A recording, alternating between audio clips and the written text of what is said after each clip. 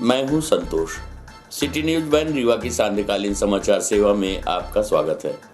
प्रस्तुत हैं आज के मुख्य समाचार। रीवा में प्रदेश के मुख्यमंत्री शिवराज सिंह चौहान की पुतले की अर्थी निकाल रहे मिर्ची बाबा और उनके समर्थकों की पुलिस के साथ हुई झड़प। पुतले की अर्थी लेकर निकले मिर्ची बाबा से पुलिस ने अर्थी छीनकर किया नष्ट। गौशालाओं में अव्यवस्था के विरोध में मिर्ची बाबा कांग्रेस के समर्थकों के साथ निकालने वाले थे अर्थी यात्रा, लेकिन पुलिस की चाक चौबंद व्यवस्था ने इनके अरमानों में पानी फेर दिया, जिसके बाद मिर्ची बाबा ने जमकर विरोध किया और समर्थकों के साथ पैदल कलेक्ट्रेट कार्यालय पहुंचकर ज्ञापन सौंपा। आपको बता दें कि सोमवार को श्री श्री 1008 स्वामी महामंडलेश्वर आचार्य वैराग्यानंद गिरी उर्फ मिर्ची बाबा रीवा पहुंचकर जिले की 5 गौशालाओं का निरीक्षण किया, जहां पर उन्होंने काफी अव्यवस्था मिली, जिसके बाद मिर्ची बाबा भड़क गए और सरकार पर कई गंभीर आरोप लगाए, जिसके विरोध में मिर्ची बाबा मंगलवार को अपने समर्थकों के साथ मानस भवन से प्रदेश के मुख्यमंत्री और सरकार की अर्थी यात्रा निकालने वाले थे, लेकिन उनके अरमानों में पुलिस ने पानी फेर दिया और कॉलेज चौराहे के पास पुतले की अर्थी लेकर निकलने से पहले ही अर्थी लेकर नष्ट कर दिया गया। इस दौरान बाबा सहित उनके समर्थकों और पुलिस के साथ काफ़ी झूमाझटकी हुई और काफ़ी हंगामा हुआ, जिसके बाद बाबा अपने समर्थकों के साथ पैदल ही कलेक्ट्रेट कार्यालय पहुंचे और ज्ञापन पत्र सौंपा। मिर्ची बाबा ने कहा कि पुलिस संविधान की दृष्टि से कहाँ काम कर रही है, वो तो शिवराज सरकार के इशारे में काम कर रही है। उन्होंने भाजपा सरकार पर जमकर आरोप लगाया। मिर्ची बाबा ने भारतीय जनता पार्टी सरकार पर गौ माताओं की सड़कों में हत्या कराने का गंभीर आरोप लगा दिया। बाबा ने कहा कि गौशाला में गाय नहीं, ताला बंद है और गाय के खाने के लिए ना तो चारा भूसा है और ना ही देखभाल करने वाला। खर्च की राशि भाजपा नेताओं के खजाने में जा रही है।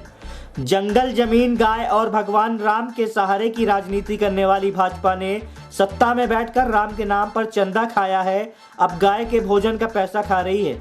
उन्होंने ज्ञापन के माध्यम से सरकार से मांग की है कि जल्द ही गौशालाओं में गायों के लिए पर्याप्त व्यवस्था की जाए और गाय को राष्ट्रपति पशु घोषित किया जाए।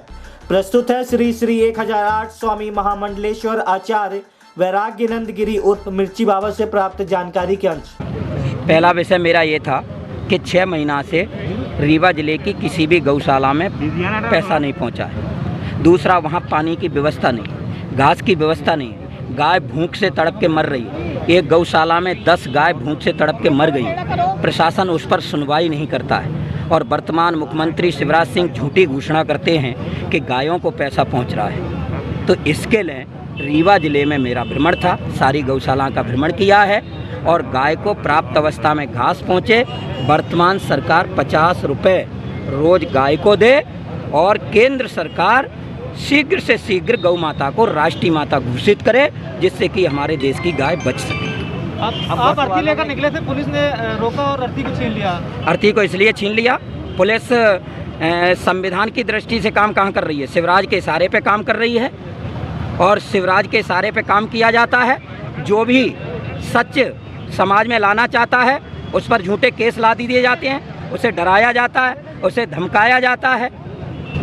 पुलिस ने आपको रोका और अरे पुलिस ने रोका क्या, पुलिस ने तो मेरे साथ में जो व्यवहार किया वो ठीक थोड़ा ही था। गौशालाओं में ये आज की स्थिति नहीं है, हमेशा से यही स्थिति रही है, गाय मरती रही है। मैं तो हमेशा से स्थिति पर बोलता रहा हूँ, शायद या तो आपको अवगत नहीं है, मैं सारी स्थिति पर बोला हूँ। कोई ऐसा विषय बताइए आपके स्वामी जी, आप गौ माता के विषय पर नहीं बोले, आप बताइए। मैं आज से ही नहीं बोल रहा हूँ, कहीं आप ये सोच रहे हो कि मैं आज से ही बोल रहा हूँ। आप मिर्ची बाबा के पेज पे जाकर के देखिए कि मैं गाय के लिए कब से बोल रहा हूँ। चुनाव के समय में गौ माताओं को माला पहनाकर उनके साथ फोटो खिंचवाई जाती है, क्या ये चुनावी फंड है? भैया तो अब ये बताइए, गौ रक्षक ही भक्षक हो जाएं तो गाय कैसे बचेगी? गौ रक्षक ही भक्षक हो जाएं तो गाय कैसे बचेगी? दूसरी बात, आप मुझे बताइए, मेरे पास में ये कागज़ रखे हैं जो मैंने संपूर्ण मीडिया को दिखा दिए। ये कागज़ रखे हैं गौशालाओं में, पीछे हटिए थोड़ा, ये कागज़ रखे हैं जो पूरी मीडिया देख रही है। 6 महीने से इन गौशालाओं में पैसा नहीं पहुंच रहा है। ये पैसा पूरे भाजपा के पेट भरने में लगा है। भाजपा फार्म हाउस बना रही है, वहां जाकर के मीडिया देखे, वर्तमान स्थिति गौशाला में देखे और फिर कहे कि गाय मर रही है या नहीं। अभी तक जो गौशाला बनाने के नाम पे करोड़ों रुपए खर्च किए गए शिवराज सरकार के द्वारा, वो कहाँ गए? कहाँ गए? शिवराज के नेताओं की झोली में और शिवराज की झोली में, और भारत की एक सूरवीरनी मेरी दीदी साधना जी की झोली में, और कहाँ जा रहा है? कहीं ना कहीं आज आपका आंदोलन ब्लॉक था, पुलिस ने रोका हर जगह। अरे पुलिस ने रोका नहीं, पुलिस ने मुझे जाने कहाँ दिया, किस जगह जाने दिया? पुलिस की तो तानाशाही चल रही है। वर्तमान मुख्यमंत्री जब भी डरते हैं तब संविधान की धज्जियां उड़ाने के लिए पुलिस को आगे करते हैं। लेकिन मैं एक नागा संत हूँ, और नागा के बाद मैं अखाड़े से महामंडलेश्वर हूँ। रीवा ही नहीं, पूरा भारत मेरा है, और मैं गौ माता की आवाज़ उठाऊंगा। के बाद भी शिवराज सिंह चौहान आपकी बात नहीं सुनते हैं, क्या मतलब? बात सुनेगा कैसे? जिसे गौ माता पे काम नहीं करना हो वो कैसे आवाज़ सुनेगा? शिवराज सिंह के दो काम बहुत अच्छे हैं, एक तो वो मुंह बहुत अच्छा चला लेते हैं, दूसरा झूठ मूठ के नारियल बहुत फोड़ लेते हैं। आज का आंदोलन 2023 के चुनाव को लेकर के जोड़ा जाए। आप मुझे बाबा का चोला राजनीतिक दिख रहा है? आप मुझे एक बात बताइए, आप सब लोग एक बात बताइए, रीवा के पत्रकार बंधु बताइए, यहाँ नहर में गाय उतारी गई थी कि नहीं? भैया बताइए, वो उतारी गई थी? पिछली बार भी कांग्रेस और भाजपा ने गाय को अहम मुद्दा बनाया। मैं राजनीति बात नहीं कर रहा हूँ। आप पहले अपने चैनल से कहिए कि एक महात्मा ने कहा है कि देश का प्रधानमंत्री गाय को माँ कहता है तो राष्ट्रीय माता घोषित करे। देश का, मध्य प्रदेश का मुख्यमंत्री गाय को पूजा करता है तो गाय को घास देने का काम करे। और हम यही नहीं, किसी की भी सरकार हो, अगर गाय के ऊपर अत्याचार होगा तो संत आवाज उठाएगा। अगर आपकी मांगे पूरी नहीं होती तब आप क्या करेंगे? मैं रीवा में 1 महीने बाद आकर के फिर जनव्यापी आंदोलन करूंगा। जनता मेरे साथ है, गौ भक्त मेरे साथ है। माननीय विधानसभा अध्यक्ष गिरीश गौतम की मेहनत लाई रंग, रीवा की रेलवे सुविधा में हुआ विस्तार। आपको बता दें कि विधानसभा अध्यक्ष गिरीश गौतम द्वारा अपने शासकीय आवास में आज पत्रकार वार्ता आयोजन कर बताया गया कि उनके द्वारा रेवांचल एक्सप्रेस एवं अन्य रेल सुविधाओं से संबंधित कई सुविधाओं के संबंध में रेलवे के अधिकारियों से चर्चा की गई थी, जिसमें रीवा की ओर से आने वाली रेवांचल एक्सप्रेस 12-186 को भोपाल में प्लेटफॉर्म नंबर 1 पर स्टॉपेज विषय पर इस ट्रेन को प्लेटफॉर्म नंबर 1 पर ही रोका जा रहा है। वहीं माननीय विधानसभा अध्यक्ष की ओर से दिए गए प्रस्ताव में रीवा से रेवांचल एक्सप्रेस को LHB कोच के साथ चलाने का सुझाव दिया गया था, जिसे अब पूरा कर दिया गया है। इससे रेवांचल एक्सप्रेस में सीटों की संख्या बढ़ जाएगी। इसी के साथ ही रेवांचल की क्लोन ट्रेन के रूप में नियमित करने का सुझाव भी दिया गया था, जिसके बाद अब जल्द रीवा भोपाल के बीच हर शनिवार को एक साप्ताहिक ट्रेन चलेगी। वहीं भोपाल एवं रानी कमलावती रेलवे स्टेशन पर यात्रियों की सुविधा के लिए बैटरी ऑपरेटेड वाहन चलाने के प्रस्ताव पर भी DRM ने सहर्ष स्वीकृति प्रदान कर दी है।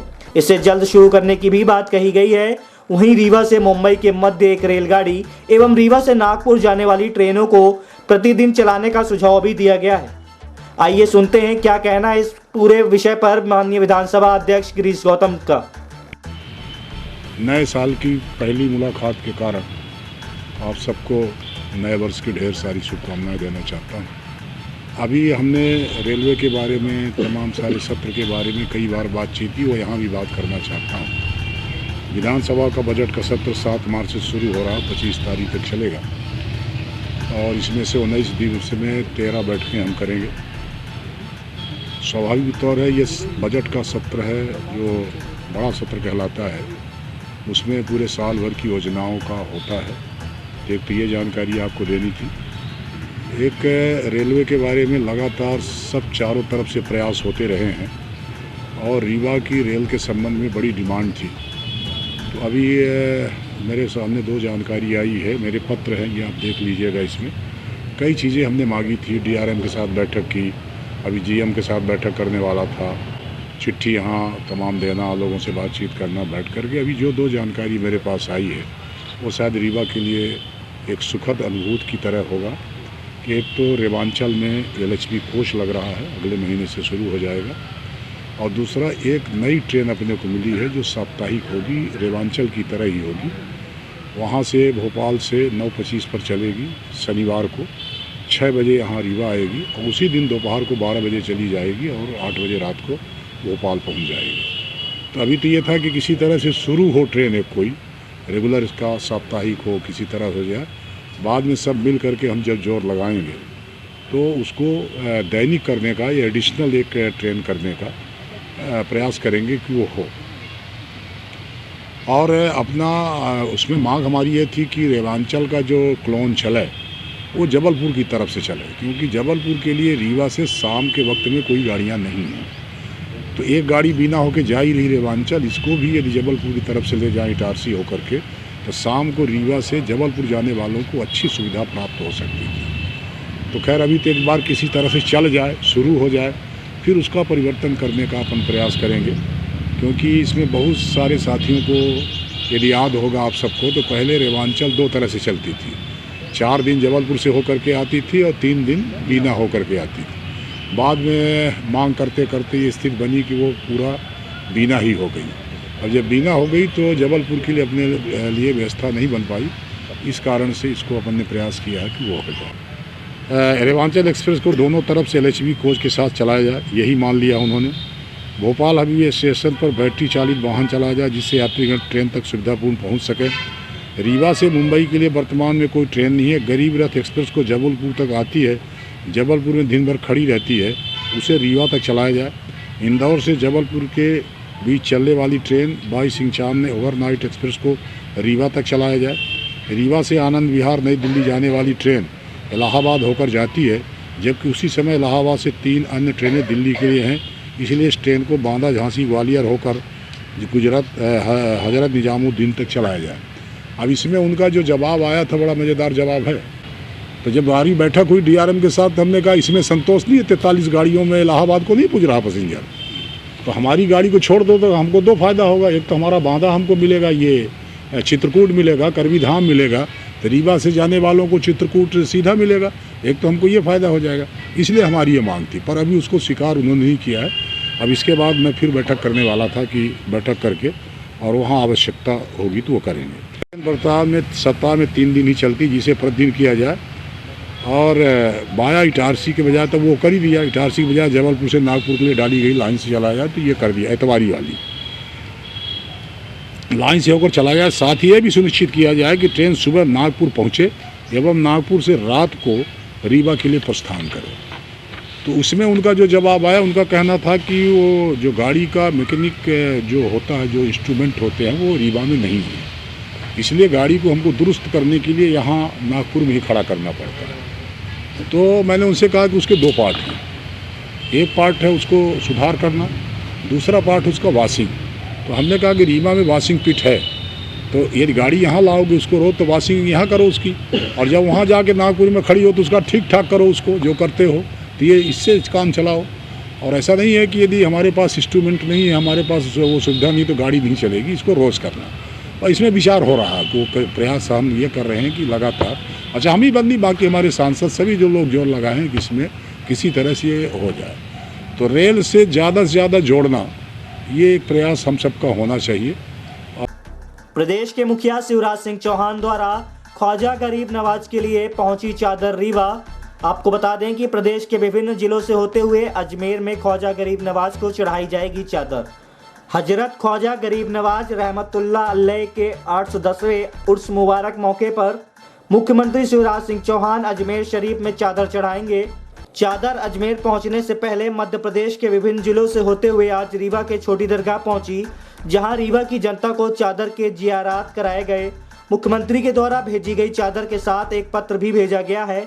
मुख्यमंत्री का संदेश लेकर आए SK मोइनुद्दीन ने पत्र पढ़ते हुए रीवा की जनता को मुख्यमंत्री का संदेश दिया है। मुख्यमंत्री ने अपने पत्र में लिखा कि भारत की सांस्कृतिक आध्यात्मिक परंपरा ख्वाजा गरीब नवाज के खिदमत में हाजिरी देना अपने आप में हमारी खुशकिस्मती है, ये सबब का काम है।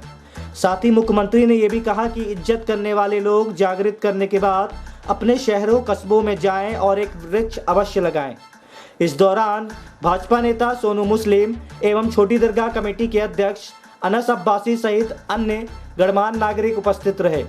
प्रस्तुत है SK मोइनुद्दीन से प्राप्त जानकारी के अंश। कहाँ जाएगी और कहाँ भी इसको चढ़ाना है? जी, हज़रत ख्वाजा गरीब नवाज रहमतुल्लाह अलैह के 810वें उर्स मुबारक मौके पर हमारे सूबे के हरदिल अजीज़ वज़ीर आला मोहतरम जनाब शिवराज सिंह चौहान साहब ने अक़ीदत के फूलों के साथ अजमेर शरीफ उर्फ में चादर शरीफ पेश करने के लिए मुझे दी है। उन्होंने एक संदेश भी दिया कि हमारा मध्य प्रदेश खुशहाल रहे, तरक्की करे, आपसी सद्भाव और भाईचारा बना रहे। उन्होंने इसके साथ एक अपील भी की कि अलग अलग सूबों से, अलग अलग ज़िलों से जो लोग ज़ियारत के लिए अजमेर शरीफ पहुंच रहे हैं, उनको उन्होंने मध्य प्रदेश की जानिब से मुबारकबाद पेश की और एक अपील की कि जब लौट कर आप अपने अपने शहरों या कस्बों में जाएं तो एक वृक्ष ज़रूर लगाएं। वो चादर शरीफ लेकर मैं परसों भोपाल से चला तो होशंगाबाद में चादर शरीफ की ज़ियारत हुई, नरसिंहपुर में ज़ियारत हुई, कल जबलपुर में थी, अभी रीवा में है, लौटते में कटनी रहेंगे और सिहोरा रहेंगे। उसके बाद कल मैं निकलूँगा यहाँ से देवास, उज्जैन, रतलाम, मंदसौर, नीमच होता हुआ मैं 11 तारीख को इंशाअल्लाह बड़े कुल को मैं ये चादर शरीफ मुख्यमंत्री जी की वहाँ पेश करूँगा। हमारा देश जो है आपसी सद्भाव और भाईचारे का देश है। किसी ने कहा हिंदू धर्म की उदारता, मुस्लिम धर्म की समानता, सिख धर्म का शौर्य, ईसाई धर्म का सेवा भाव, जैन समाज की अहिंसा, बौद्ध समाज की करुणा, इन सब फूलों से बनता है एक गुलदस्ता जिसे हम हिंदुस्तान कहते हैं। आज हम यहाँ छोटी दरगाह में ज़ियारत के लिए आए। हमारे मुस्लिम सोनू भाई हमारे साथी हैं, पार्टी के हमारे नेता हैं। आज यहाँ ज़ियारत के लिए हम लोगों ने यहाँ रखा। बहुत बड़ी तादाद में यहाँ पे ज़ायरों ने ज़ियारत की और सब ने पूरे मुल्क की, देश की, प्रदेश की फलाह बहबूदी की दुआएं मांगी और अल्लाह ताला आप सभी लोगों, जिन लोगों ने भी ये मन्नतें मानी हैं, उनकी नेक ख्वाहिशें पूरी करें। बस यही गुजारिश आप लोगों से करना चाहिए। संभाग के 170 विद्यालयों की मान्यता हुई निरस्त, लोक शिक्षण संचालन आलय के जेडी ने की कार्रवाई। आपको बता दें कि संभाग के 170 विद्यालयों की मान्यता निरस्त कर दी गई है। ये कार्रवाई संयुक्त संचालक लोक शिक्षण संचालनालय ने की है, जिसके बाद निजी स्कूलों के संचालकों में हड़कंप मच गया है। इस कार्रवाई के जद में रीवा के 70, सतना के 80 और सीधी के 11 एवं सिंगरौली के 8 स्कूल आए हैं। दरअसल स्कूल संचालक अपनी मान्यता के नवीनीकरण के लिए संयुक्त संचालक लोक शिक्षण संचालनालय के कार्यालय में आवेदन किए थे, लेकिन इसके बाद ही इन विद्यालयों को लेकर शिकायत थी कि मापदंड पूरे नहीं करते हैं और आधे अधूरे मापदंड के बाद भी इन्हें मान्यता जारी की गई है। आवेदन के आधार पर संयुक्त संचालक ने स्कूलों को नोटिस देते हुए मापदंड संबंधी दस्तावेज जमा करने को कहा, लेकिन संचालकों ने इस दस्तावेज जमा नहीं किए, जिसके बाद संयुक्त संचालक ने ऐसे स्कूलों की मान्यता निरस्त कर दी है। मान्यता निरस्त होने के बाद संभाग के 130 निजी विद्यालयों के संचालकों ने भोपाल के आयुक्त कार्यालय में अपील की है। बताया जा रहा है कि अन्य भी इसी तैयारी में हैं। अगर वह अपील नहीं करते हैं तो मान्यता बहाल होना मुश्किल हो जाएगा। बताया गया है कि जिन स्कूलों की मान्यता निरस्त की गई है उनके पास 15 फरवरी तक मौका है। वह प्रथम अपील कर सकते हैं, जिसमें उचित तर्क के साथ मान्यता बहाल करने की मांग की जा सकती है। वहीं प्रथम अपील के लिए पोर्टल भी 15 फरवरी तक खुले रहेंगे। आज की खबरों में बस इतना ही। कल हम फिर हाजिर होंगे कुछ नई खबरों के साथ। तब तक के लिए हमें इजाजत दीजिए। नमस्कार। कल तो आएंगे ना।